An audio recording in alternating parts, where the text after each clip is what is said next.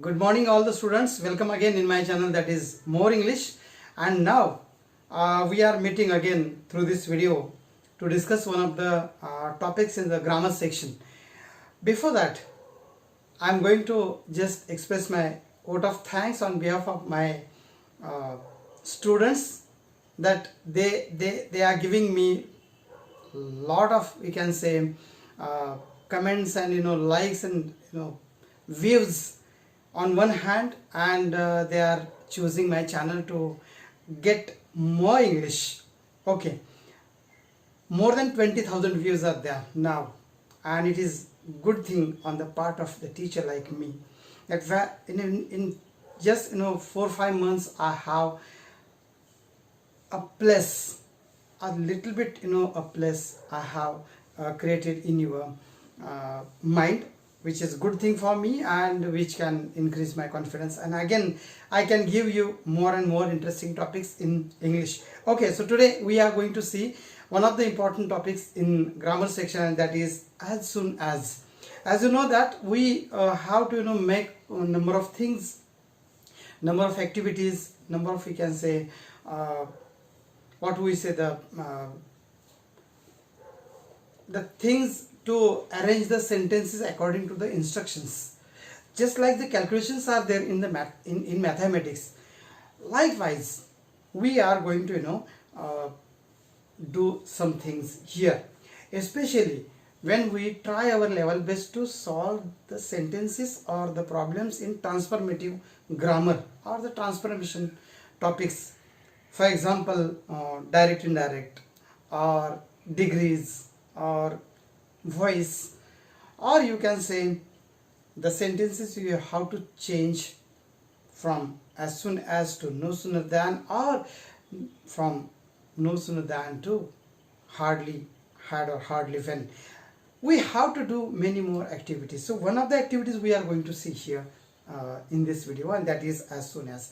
नेमकं मला as soon as याबद्दल तुमच्याशी आज या व्हिडिओच्या माध्यमातून डिस्कस करायचं आहे. पण मी आत्ताच बोललो की मला माझ्या सगळ्या विद्यार्थ्यांचे आभार मानायचे आहेत, कारण आजच्या घडीला 20,000 पेक्षा जास्त व्ह्यूज माझ्या चॅनलला झालेले आहेत, आणि खऱ्या अर्थानं हे चॅनल तुमचं झालंय, जो माझा मोटो आहे. ओके, ॲज सून ॲज हा टॉपिक आपण ग्रामरमध्ये आज बघायचा आहे. अनेक प्रकारच्या ॲक्टिव्हिटीज आपण ग्रामरमध्ये करतो. एस्पेशली आपण ट्रान्सफॉर्मेटिव्ह ग्रामर जेव्हा आपण सोडवायला घेतो, म्हणजे एका प्रकारच्या वाक्य दुसऱ्या प्रकारात आपण घेऊन जात असतो, अशा वेळेला बऱ्याचशाच छोट्या मोठ्या करेक्शन्स आपल्याला करून घ्याव्या लागतात. तर त्यापैकी एक टॉपिक आपण आज बघायचा आहे, आणि काय करेक्शन्स करायचे आहेत ते बघूया. पण मला एक जाता तर टिप तुम्हाला सांगायची. ज्यावेळी ग्रामरच्या अशा काही कन्स्ट्रक्शन्स असतात, अशा वेळेला आपल्याला कामाचा एरिया सिलेक्ट करून घ्या त्या वाक्यामध्ये जो असेल तो. आता आपण या ॲज सून ॲजच्या टॉपिकमध्ये बघणार आहोतच. Okay, why do we use as soon as? That is very important thing. As soon as आपण का वापरायचं? तर ॲज सून ॲज ह्याचा अर्थ थोडक्यात आपण ताबडतोब, किंवा या क्षणी, या वेळी, अशा अर्थानं होतो. दोन वेगवेगळ्या ॲक्टिव्हिटीज असतील, म्हणजे दोन वेगवेगळी वाक्य असतील, त्याच्यामध्ये दोन वेगळ्या ॲक्टिव्हिटीज सांगितलेल्या असतील, आणि त्या ॲक्टिव्हिटीज आपल्याला एका वाक्यात सांगायच्या असतील. त्यासाठी आपल्याला ॲज सून ॲजचा वापर करावा लागतो. पण ह्या ज्या दोन ॲक्टिव्हिटीज असतात त्या कशा असल्या पाहिजेत, तर ते जरा ऐका तुम्ही. जेव्हा एका पाठीमागून एक अशा दोन ॲक्टिव्हिटीज किंवा तीन ॲक्टिव्हिटीज, 2 किंवा 3 लागोपाठ घडणाऱ्या ज्या क्रिया असतात, आणि त्यांच्यामध्ये केवळ काही क्षणांचं अंतर असतं. लिसन अगेन, लागोपाठ घडणाऱ्या क्रिया आणि त्यांच्यामध्ये केवळ काही क्षणांचं अंतर असेल, तर अशा वेळेला आपल्याला ॲज सून ॲजचा वापर करून ते वाक्य एकत्र करावं लागतं. मी मराठीतलं एक उदाहरण तुम्हाला देतो. शिक्षकांचं वर्गात येणं आणि विद्यार्थ्यांचं त्यांना अभिवादन म्हणून उठून उभं राहणं, ह्या दोन घटना आपण घेऊया. The teachers entry, first activity. The students standing up, the second activity. आता इथं सगळ्यात पहिली जी ॲक्टिव्हिटी घडणार आहे ती म्हणजे शिक्षकांचं वर्गात येणे. Teachers entry. टीचर्स एंट्री झाल्याशिवाय this is a action, reaction येणार नाही.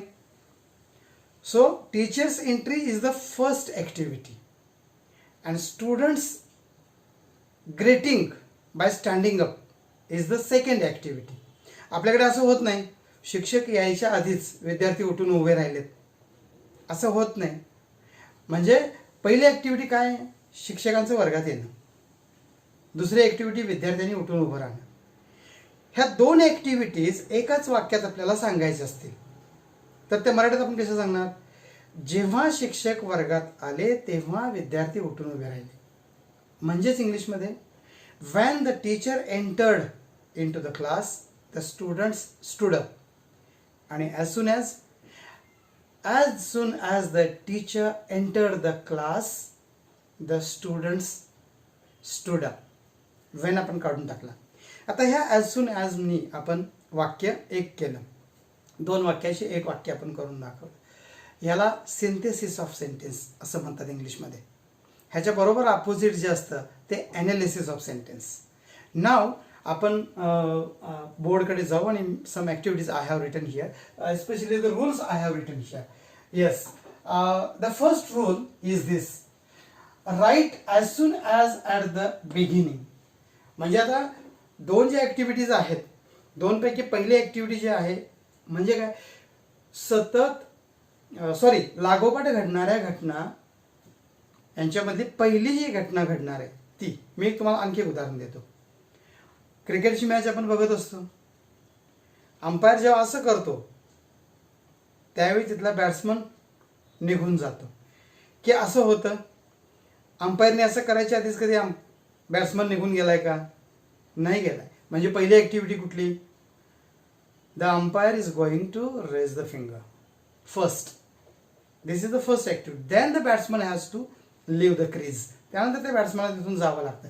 म्हणजे पहिली घटना घडल्याशिवाय दुसरी घटना या अशा परिस्थितीत घडत नाही. म्हणून पहिल्या घटनेला पण ॲज सून ॲज लावायचं. Okay, so write as soon as the beginning, at the beginning. Okay, वाक्याची सुरुवात जेव्हा करतो आपण तेव्हा ॲज सून ॲजची सुरुवात करा. Then write first activity. त्याच्यानंतर आपण पहिली ॲक्टिव्हिटी म्हणजे पहिली घटना, पहिली कृती जी घडणार आहे दोन वाक्यांमधली ती पहिली कुठली आहे.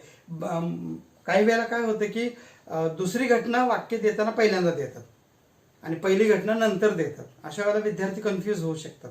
तेव्हा तुम्हाला हे कळलं पाहिजे की पहिली घटना कुठली घडली, त्याला आपण ॲज सून ॲज लावायचं आहे. Okay, so the second rule is write first activity, then म्हणजे after as soon as first activity.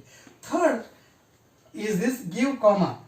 पहिली ॲक्टिव्हिटी दिल्यानंतर आपण कॉमा द्यायचा and then write second activity, then full stop. Okay, meanwhile if you get the word like as or the word like when, immediately, or the words like no sooner than, hardly when, or otherwise, at once, you have to remove that. समजा वाक्यामध्ये कुठेही वेळ दाखवणारे काही words तुम्हाला दिसले, कसं, जसं की as, when, immediately, no sooner than, hardly, had, when, or otherwise and at once. यापैकी काय दिसलं तर ते रिमूव्ह करा, वगळा ते आणि वाक्य तुम्ही लिहायचं.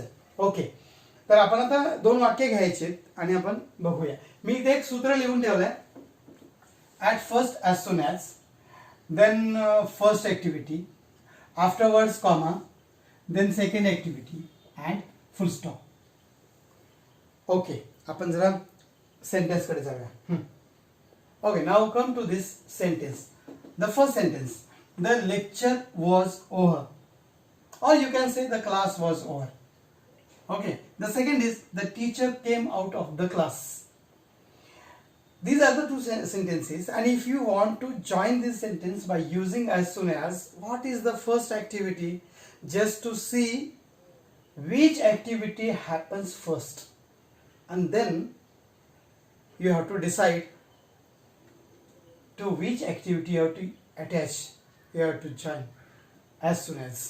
म्हणजे आपण पहिल्यांदा काय करूया, याचा अर्थ बघूया. द लेक्चर वॉज ओव्हर म्हणजे व्याख्यान संपलेले होते. Second, the teacher came out of the class. शिक्षक वर्गाच्या बाहेर आले. आता शिक्षकांची वर्गातून बाहेर येण्याची कृती पहिली असणार की लेक्चर संपण्याची पहिली असणार? अर्थात लेक्चर संपल्यानंतरच ते बाहेर येणार. त्यामुळे लेक्चर संपणं ही पहिली ऍक्टिव्हिटी झाली आणि शिक्षकांचं बाहेर येणं ही दुसरी ऍक्टिव्हिटी झाली. मी मगाशी तुम्हाला असं सांगितलं की पहिल्या ऍक्टिव्हिटीला ही जी पहिली ऍक्टिव्हिटी आपण सिलेक्ट केली ह्याला आपण जोडायचं, म्हणजे ह्याला आपण सुरुवात करत असताना इथं लिहायचं as soon as. As soon as म्हणजे कसं होणार आपलं? As soon as the lecture was over. मी मगाशी 4 नियम तुम्हाला सांगितले. त्यातला पहिला होता की ॲज सून ॲजनी वाक्याला सुरुवात करा. दुसरा होता पहिली जी ऍक्टिव्हिटी घडणार आहे, पहिली कृती घडणार असं वाक्य लिहा. आणि तिसरा होता इथला फुलस्टॉप काढायचा आपण आणि या इथं कॉमा द्यायचा. And write second activity. आणि मग दुसरी ऍक्टिव्हिटी जी आहे ती आपण पुढे कंटिन्यू करायची आहे. शेवटला आपण इथं फुल स्टॉप द्यायचं. म्हणजे वाक्य कसं होणार? As soon as the lecture was over the teacher came out of the class. आपला इथं एक फुल स्टॉप होता, इकडे एक फुल स्टॉप होता. 2 स्वतंत्र वाक्य होते. आपण ती जॉईन केली. कशाने? ॲज सून ॲजनी. तर ही याची पद्धत आहे अशा प्रकारची. अजून एक वाक्य बघूया आपण. Okay okay so this is another example. This is first activity and this is second one. When I saw the book, I was surprised. 2 वेगवेगळी वाक्य आहेत, स्वतंत्र वाक्य आहेत. आपल्याला as soon as नी ती एकत्र करायची आहेत. As I have told you, जसं की पहिली ऍक्टिव्हिटी कुठली आहे? इथं असं आहे, जेव्हा मी पुस्तक बघितले. पहिली ऍक्टिव्हिटी आहे, मी पुस्तक बघितले. मी पुस्तक बघण्याची आणि आश्चर्य वाटण्याची नंतर शिकू. पुस्तक बघायच्या आधीच आश्चर्य वाटेल का? नाही. तर मग पुस्तक बघण्याची पहिली जी क्रिया आहे ती ह्या पहिल्या वाक्यात सांगितली. त्यामुळे आपल्याला इथं ॲज सून ॲज आपल्याला घ्यावं लागेल. As soon as.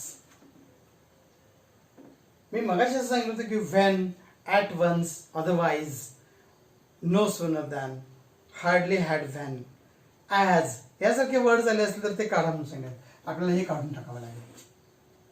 As soon as I saw the book. हे फुलस्टॉप आहे, याला कॉमा करा. हे कॅपिटल आय असं ठेवलं तरी चालते कारण आय नेहमीच कॅपिटल राहतात. आणि सेंटेन्स जोडून टाकायचं.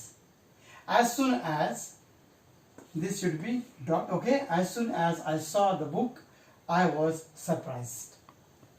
असं ते वाक्य. Very simple activity.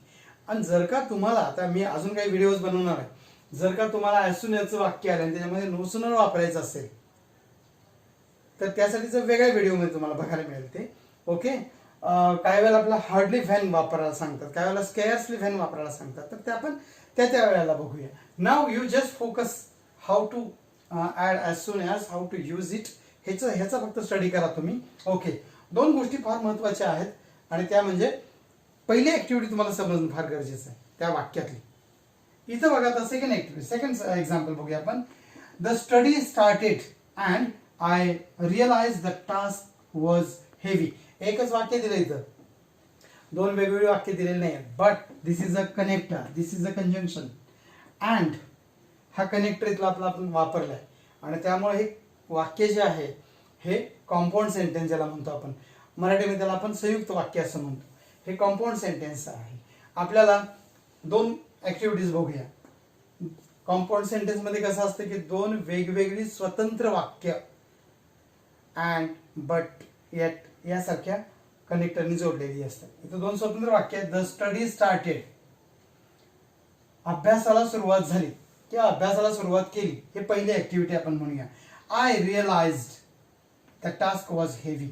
माझ्या लक्षात आलं की हे काम खूप मोठं आहे. आता मला सांगा, अभ्यासाला सुरुवात करायची आधीच काम मोठं आहे याची रिअलायझेशन होईल का? नाही होणार. म्हणजे पहिल्या activity, this is the first activity. Okay, so we have to use here as soon as. मी कामाचा एरिया तुम्हाला दाखवला या वाक्यातला. As soon as the study started, you just drop this one. As soon as the study started, instead of and you just write here comma. Okay, as soon as the study started, I realized the task was heavy. So this type of sentences you just collect and do practice more and more. अशा प्रकारची वाक्य तुम्ही घेऊ शकता आणि अशा पद्धतीने तुम्हाला प्रॅक्टिस करता येऊ शकतं. तुम्ही अशा वाक्यांच्या शोधात राहा, तुम्हाला मिळतील ती, and you just do your practice and try your best to get the mastery over as soon as. Video बघितलात, आवडला असेल तर नक्की शेअर करा. Thank you very much.